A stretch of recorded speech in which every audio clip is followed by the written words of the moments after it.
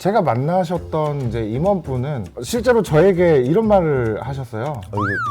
말해도 되는 거예요? 네, 특정 지어주면 안 지금 돼요. 지금 나는 승진 대상자한테만 점수를 공정하다고 느끼지 못할 평가라면 하지 않는 것이 차라리 좋다. 만약 공정성을 잃게 되면 성과를 잃는 게 아니라 HR 프렌즈콘 시즌4를 시청해주신 여러분 만나서 반갑습니다. 오늘은 현업에서 가장 고민이 많은 두 영역이죠. 평가 보상과 노무를 주제로 이야기 나눠보는 시간을 준비했는데요. 저는 오늘 진행을 맡은 7년차 HR 담당자 마대진입니다. 한 분씩 자기소개 부탁드립니다. 먼저 저는 인사 업무 쪽에서 약 20년 차 정도 됐고요. 지금은 여러 가지 인사 업무를 같이 총괄하고 있는 역할을 하고 있습니다. 반갑습니다. 네, 안녕하십니까. 저는 이제 13년 차 된 이제 HR이고요. 노무 업무를 많이 해왔던 유진 로지스틱스의 강지훈입니다. 그럼 이제 본격적으로 이야기를 한번 나눠볼 텐데요. 네. 곧 평가 시즌이 다가오고 있잖아요. 여러분들도 고민이 많으실 거라고 생각하고 이걸 시청하시는 분들도 고민이 많으실 거라고 생각합니다. 공정한 평가, 과연 가능한가? 성과에 따른 보상, 어디까지 설득할 수 있을까? 이게 꼬리에 꼬리를 무는 질문이 계속 이어지곤 하는데요. 이제 호동님께서 이야기를 해주실 텐데 네. 평가가 공정했잖아? 나 퇴사 안 했어. 라는 주제로 이야기를 해주신다고 하니까 정말 기대가 되는 것 같습니다. 사전에 제가 눈이 좀 불편해서 선글라스 좀 쓰겠습니다. 좀 양해 좀 부탁드리고요. 네, 두 번째 장. 너무 편안하네요. 네. 평가가 공정했으면 퇴사를 하지 않았다. 그렇죠. 저는 먼저 평가에 있어서 공정성이 가장 중요하다. 그래서 공정성에 우리가 집중해야 된다라는 걸 말씀드리고 싶었어요. 피터 드러커가 그런 말을 했잖아요. 우리 인사평가나 평가에 대해서 측정할 수 없으면 뭐 평가할 수 없다라는 맞죠, 말이 맞죠. 있는데 네, 맞습니다. 구성원들이 공정하다고 느끼지 못할 평가라면 하지 않는 것이 차라리 좋다. 직원들이 회사를 떠나는 이유는 여러 가지 이유가 있겠지만 그중에서 가장 큰 것이 바로 저는 신뢰라고 생각해요. 퇴사자들하고 면담을 해보면 퇴사자의 아주 상당수가 대부분은 회사에 대한 신뢰입니다. 그걸 본인의 어떤 동료나 또는 상사 또는 뭐 경영진을 통해서 그 신뢰가 깨져서 퇴사하는 경우도 많고요. 뭐 연봉이라든지 또 일이 너무 많아서 그런 이유로 퇴사하는 사람이 현실에서는 많지 않아요. 제도를 신뢰하냐 또는 불신하냐라는 것은 우리가 좋은 인재를 잡아둘 수 있냐 없냐라는 되게 중요한 문제 같아요. 근데 우리가 신뢰를 확보하기 위해서 가장 중요한 거 두 가지라고 봅니다. 개인들에 대한 평가, 그리고 그 평가가 과연 공정한가? 그게 납득이 돼야 되거든요. 그런 의미에서 오늘 이 평가에서 공정성을 좀 강조하고 싶었습니다. 만약 공정성을 잃게 되면 우리가 성과를 잃는 게 아니라 저는 회사의 신뢰를 먼저 잃는다고 생각해요. 성과는 내년에 또 잘하면 되거든요. 근데 신뢰는 어마무시한 시간과 노력이 필요합니다. 그러면 공정성이 뭘까라는 것에 대해서 우리가 좀 생각을 해봐야 되지 않을까 싶어요. 그 호동님의 주제를 두고 고민을 해봤거든요. 평가의 공정성이란 대체 뭘까? 누가 물어봤을 때 충분히 설명이 가능한가? 그리고 그 설명을 그 사람이 듣고 납득이 가능한가? 약간 이런 부분들이 저는 공정성이라고 생각했는데 이제 호동님이 말씀해주신 공정성이 어떤 건지 한번 들어보면 좋을 것 같아요. 저는 한 세 가지가 되게 중요하다고 봐요. 첫 번째가 결과가 아니라 과정, 즉 절차에 대한 정당성이 확보돼야 된다고 생각하고 또 하나는 평가에 대해서 항상 일관성이 있어야 된다. 그 일관성이라는 것은 이루고자 하는 최종 목적이나 방향성에 대해서는 흔들리지 않아야 된다. 근데 이게 절대적인 건 아니에요. 예를 들어서 우리가 게임 중에 룰을 바꾸면 안 되잖아요. 그렇죠. 그래서 저는 그런 의미로 말씀드린 거고 마지막은 아까 사실 우리 사회자께서 말씀하신 내용과 똑같아요. 설명할 수 있어야 되거든요. 설명할 수 있어야죠. 근데 그 설명이 사실 틀릴 수도 있고 맞을 수도 있고 수준이 낮을 수도 있고 높을 수도 있고 심지어 그 얘기를 듣는 구성원 입장에서는 전혀 납득이 안 될 수도 있어요. 그렇다 하더라도 앞뒤는 맞아야 된다. 그러니까 논리적으로 우리가 설명할 수 있는 우리만의 어떤 논거는 있어야 된다. 그런 의미에서 설명 가능성이 있어야지만 공정성을 확립할 수 있다. 근데 이런 공정성을 저희가 그 회사 안에서 많이 위협을 받아요. 하나는 피평가자에 대해서 평가자가 본인의 주관성을 이 평가에 넣어서 주관성에 편향이 생기는 것. 그게 이제 공정성을 위협하는 하나의 요소라고 생각하고 또 두 번째는 측정하기 어려운 게 있어요. 우리가 하는 업무들이. 맞아요. 여기서 측정이라는 말은 이제 숫자로. 숫자로 네, 바꾸는 맞습니다. 숫자로 정확하고 구체적으로 표시하기가 어려운 업무들이 많아요. 사실 저희 업무가 그 제일 대표적인 힘들어요. 맞아요. 힘들어요. 네. 그런 것들이 공정성을 확보하는 데 있어서 많은 어려움을 좀 주는 것 같아요. 그 사실 대부분의 저희 구성원들은 평가 제도가 어땠냐 이런 거라기보다는 평가자를 믿지 못하는 게 큰 것 같아요. 쟤는 왜 저 점수지? 내가 더 잘한 것 같은데 약간 이런 식으로 평가자의 주관성 편향 이게 좀 굉장히 좀 위험하다고 보는데 지훈님은 어떤 게 더 위험하다고 보세요? 제가 만나셨던 이제 임원분은 실제로 저에게 이런 말을 하셨어요. 말해도 되는 거예요? 괜찮은 뭐 거예요? 괜찮습니다. 괜찮아요. 특정 지어주면 안 지금 돼요. 지금 나는 승진 대상자한테만 점수를 무조건 후하게 준다. 이게 되게 아무래도 솔직한 분이시네요. 네, 주관성 편향이 강하지 않았었나.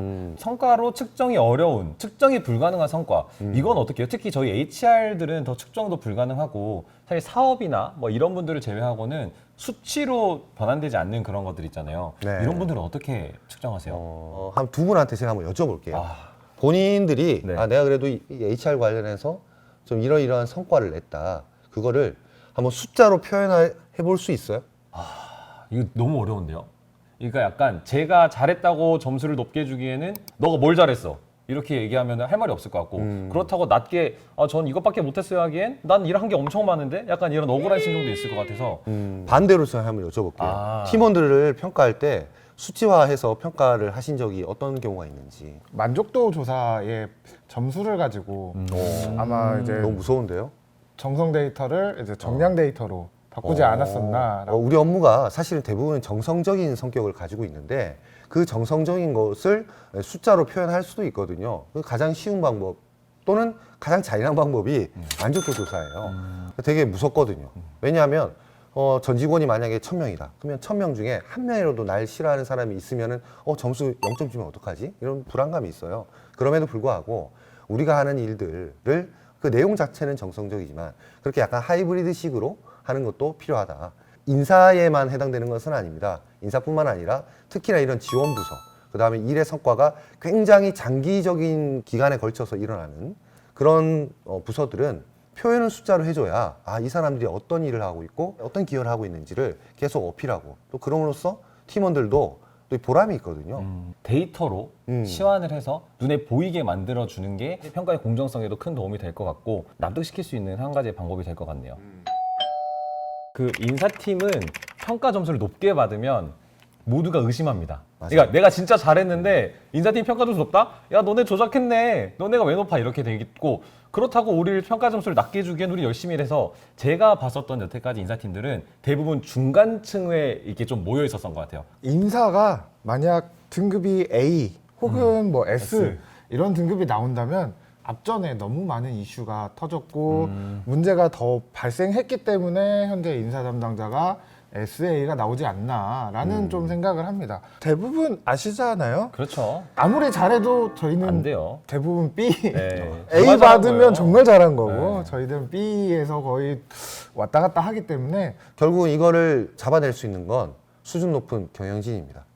경영진이 그만큼 수준이 높아야 되고 근데 그런 생각을 사실은 하기 위해서 평소에 진정성을 보여주는 게 제일 중요하죠. 죄송합니다. 네. 한마디만 더 하겠습니다. 진짜 마지막이에요. 네, 하세요. 진짜 마지막이에요. 네, 하세요. 많은 경영자분들에게 하고 싶은 말이에요. 다른 좋은 뭐 대기업의 어떤 평가 시스템을 우리가 벤치마킹한다?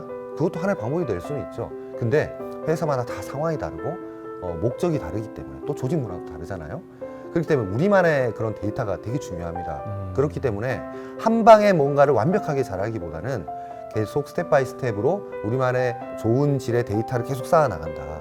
그러면 뭐 HR 담당자가 뿌듯할 뿐만 아니라 그리고 신뢰받는 회사가 될 수 있는 방법이라고 저는 생각해요. 그러니까 큰 회사, 잘 나가는 회사의 것만 따라가지 않았으면 좋겠어요. 그래서 저는 더 데이터가 중요하다. 대표님들 들으셨죠? 우리만의 데이터가 중요하다. 그분들이 쌓아가고 있는 그 과정을 지켜봐 주시면 좋을 것 같습니다. 그리고 이 정성적인 것들을 표현하는 데 있어서 아직 일어나지 않은 일에 대해서 평가를 하는 거예요. 뭘 이뤄냈다. 어떤 좋은 결과가 뭐 만들어졌다라는 것도 있겠지만 어떤 안 좋은 것들이 발생하지 않았다. 뭐 예를 들어서 저희는 인사 쪽이니까 노무적으로 어떤 이슈가 발생하지 않았다. 그렇게 우리가 리스크를 회피한 것 자체도 성과로 볼 수 있다는 거죠.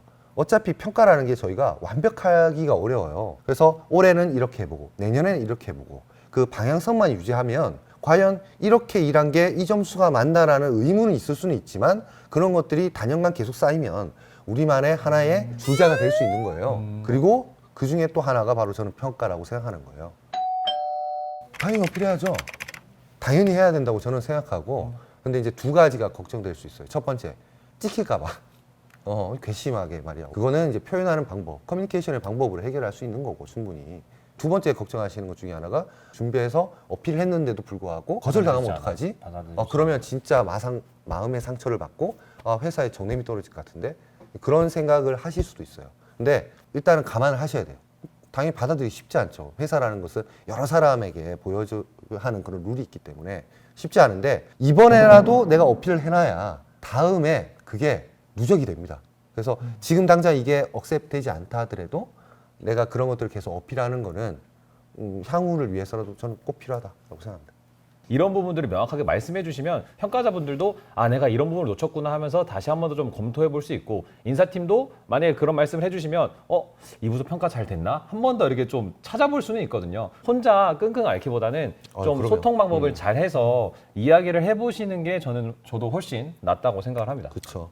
제가 그 얘기 들으러 온 게 아니잖아요 라고 하는 사람들이 있어요. 네. 그렇게 감정을 느끼시더라도 인사 담당자들에게 너무 공격적으로 안 하시는 게 좋아요. 왜냐하면 인사 담당자를 잘 써먹어야 돼요. 만약에 이제 인사 담당자가 방어적으로 얘기를 하더라도 그거에 대해서 되게 수용하고 받아들이는 태도를 보이잖아요? 그러면 인사 담당자들은 이 사람들한테 얘기합니다. 그 내용을 얘기하는 것이 아니라 그 사람의 태도에 대해서 얘기를 해요. 이 친구가 회사에 되게 협력하는 모습을 보이는 것 같더라고요. 이 친구 다음에는 평가 잘 받을 수 있을 것 같은데요? 이런 멘트 난리거든요. 왜? 인사 담당자들의 역할은 통제, 평가도 있지만 좋은 인재에 대해서 회사에게 어필하는 그런 역할을 가지고 있어요. 평가를 우리가 잘 진행함으로써 직원 구성원들에게 회사가 신뢰를 줄 수 있다는 거, 그것도 우리 HR의 정말 중요한 역할이다라고 생각합니다. 단순히 평가 제도를 만드는 게 아니라 결과의 공정성과 신뢰를 쌓아간다라는 그 말씀이 약간 핵심 포인트일 것 같고, 네. 그 공정성과 신뢰를 무엇으로 보여주냐? HR 데이터로 보여줄 수 있다. 약간 이런 말씀인 것 같네요. 네, 공정성의 의미부터 평가 과정에서 발생할 수 있는 문제점과 해결 방안까지 호동님께서 말씀을 해주셨습니다. 특히 마지막에 평가의 모든 과정과 결과가 공정성과 신뢰를 쌓아가는 것이다라는 이야기가 가슴에 쿡 박혔던 것 같아요. 이제 시선을 조금 바꿔서 지훈님의 이야기를 들어볼 건데요. 아까 지훈님이 말씀하셨던 그 잠깐의 이야기만으로도 너무 기대가 되는 것 같아요. 빨리 듣고 싶지만 들으시려면 2탄을 기다리셔야 됩니다. 기다리시면서 좋아요, 구독, 알림 설정 부탁드릴게요. 우리 연봉이 너무 낮아요. 급여가 불만족스럽습니다. 직전에 다녔던 회사에서 제가 만들었던 자료예요. 공개해도 되는 거예요? 네. 실제 데이터는 아니잖아요, 그죠? 정말 실제